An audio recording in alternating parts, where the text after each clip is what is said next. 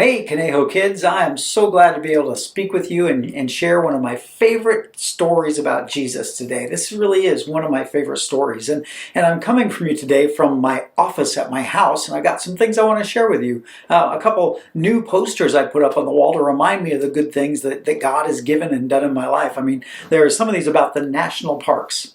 Have you been to a national park? Maybe to Yosemite or to Yellowstone or the Grand Canyon? Well, we love national parks, and so what I've done is put some posters up that I found that I thought were really funny. I'm going to share a couple of these with you just to kind of be a part of our lesson today. So the first one I want you to look at is this. It says, "There are bugs and they will bite you on your face."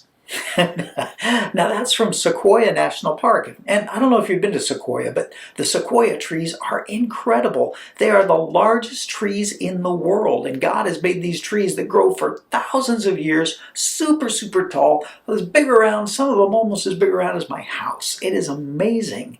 But the person that went there and said this about the park, they didn't remember the giant trees, they didn't see the beautiful mountains or the rivers or the streams, they just remembered, "There are bugs there, and they'll bite you on your face." I thought that was funny. There's a lot more going on than that, than the bugs biting you on your face. Look, here's one more. This is from Yosemite. Maybe you've been to Yosemite, and all this person remembers is, "The trees block your view, and there are too many gray rocks." Is that your view of Yosemite? When I go to Yosemite, I remember there are a lot of gray rocks, but they're these massive rocks like El Capitan that just go straight up in the air so high, or Half Dome that is huge and massive, and the beautiful valleys and the gorgeous. And this person says, "The trees block your view, and there's too many gray rocks." That's all they think about when they think of Yosemite. Well, I feel sorry for those people because they've missed the point. And that kind of leads us into our Bible story. Because what's going on with people in this story is they completely missed the point. In John chapter 9, Jesus and his disciples are walking along, and they come and see a man who has been born blind. Blind from birth. Now, can you imagine what it was like for a man who has never had his sight?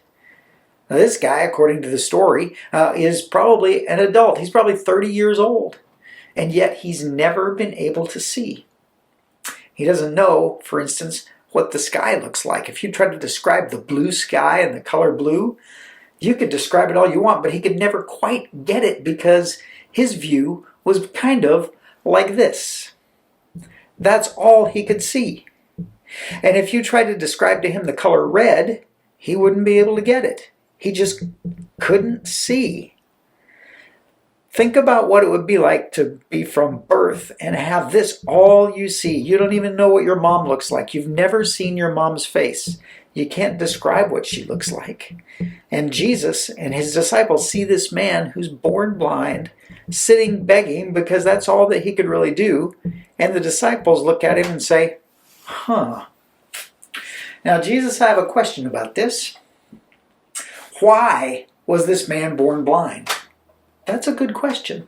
We ask questions why all the time when hard things or bad things happen, but they say, is it because he sinned, because he did something wrong, or is it because his parents did something wrong? You see, they had this thought in their mind that bad things wouldn't happen unless someone had sinned or done something wrong, so it must be their fault. So basically what they're saying is, Jesus, whose fault is it that this man is blind? Jesus looks at them and says, you got it all wrong.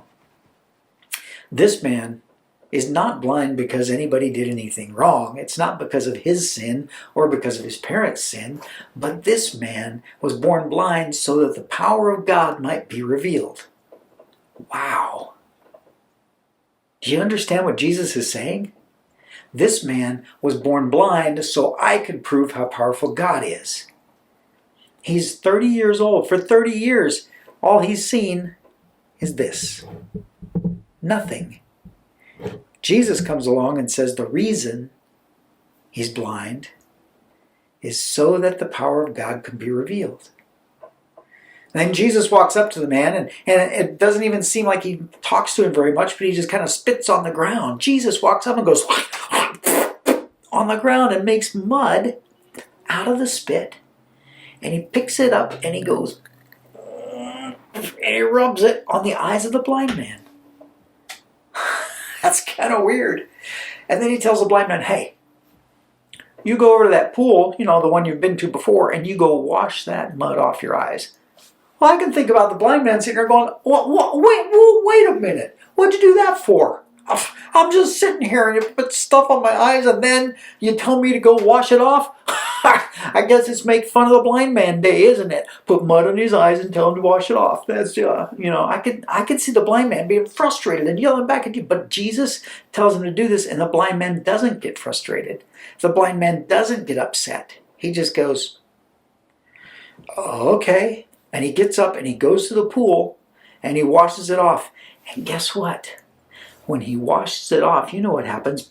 Boom! All of a sudden, he can see.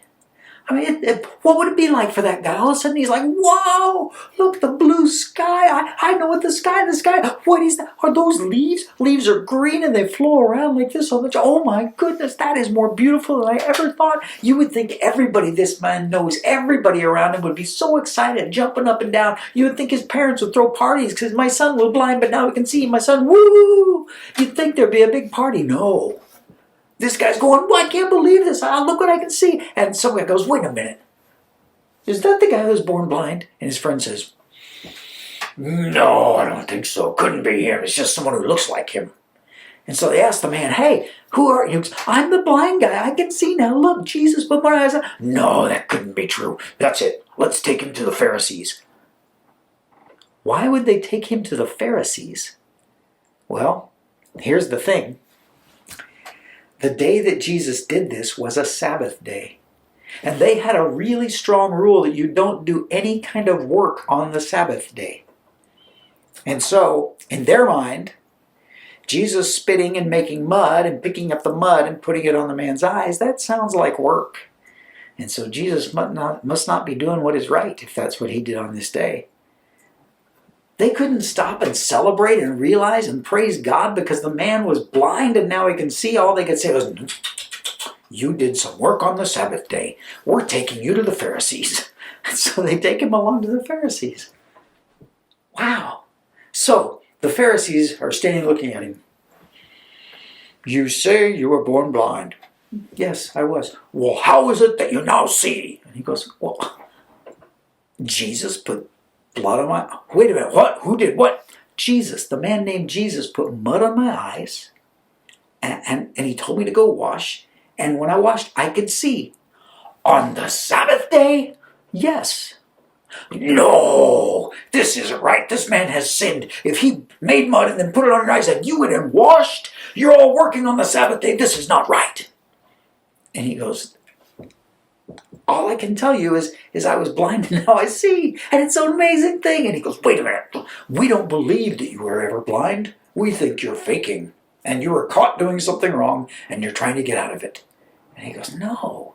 And they're like, we'll settle this. Bring his parents in here and we'll ask them if he was ever really blind.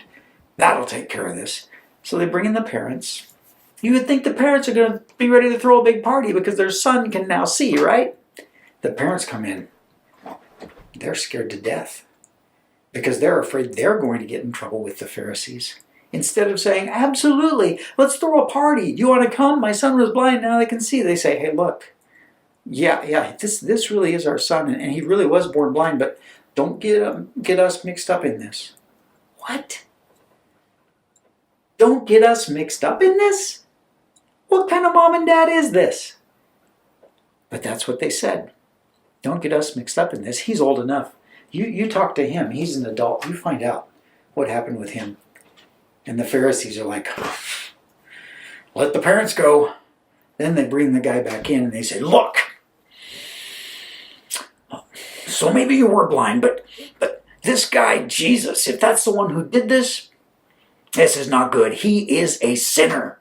So here's what you do. You give glory to God and forget all about this Jesus guy. And the blind man goes, look, whether he's a sinner or not, I don't know.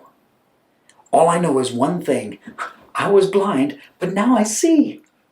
Can't you see how amazing that is? And they go, all right, that's it. Tell us, how did he do it? I told you. He put mud on my eyes and he washed my eyes, and now I can see. Why do you keep asking me? Do you want to be his disciples too, like I'm going to be? And they're like, what? You're this man's disciple? Oh, we are disciples of Moses. We know that Moses was a man of God. As for this Jesus guy, we don't even know where he comes from. And the blind man goes, oh, now that is amazing. You don't know where he comes from, and yet he healed my sight? Don't you know that if he wasn't from God, no one born blind has ever received his sight before? We've never heard of this happening. If this man were not from God, he could have done nothing for me. Ooh, that made the Pharisees mad. Well, if you... And they threw him out.